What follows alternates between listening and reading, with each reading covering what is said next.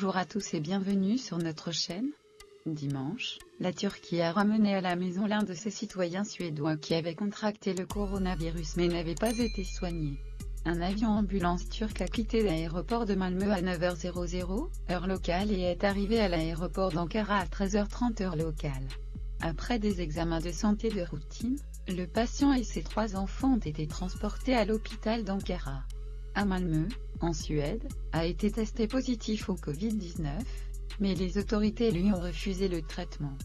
Ses filles Leila et Samira ont partagé des publications sur les réseaux sociaux, demandant de l'aide.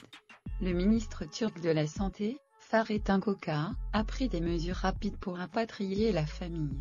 Chère Leila, nous avons entendu votre voix.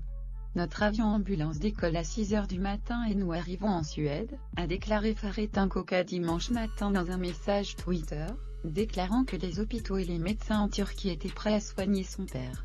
Koca a écrit plus tard, une fille a fait quelque chose qui serait un exemple pour tous. Notre pays a agi très rapidement.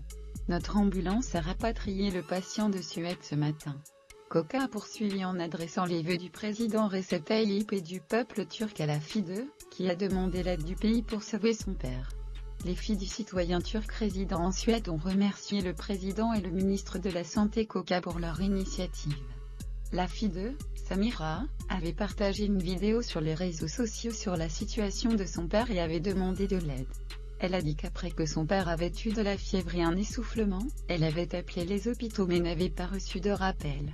L'ambassade de Turquie à Stockholm et la présidence pour les Turcs à l'étranger et les communautés connexes, YTB, ont contacté la famille et Koca a parlé à la jeune.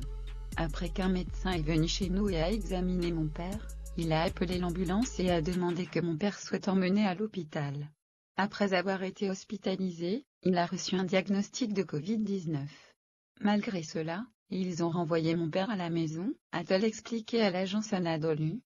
Après son apparition en Chine en décembre dernier, le coronavirus s'est propagé dans au moins 185 pays et régions. L'Europe et les États-Unis sont actuellement les régions les plus touchées. La pandémie a tué plus de 202 600 personnes dans le monde, avec des cas d'infection dépassant les 2,9 millions, tandis que plus de 828 000 patients se sont rétablis, selon les chiffres compilés par la Johns Hopkins University, basée aux États-Unis.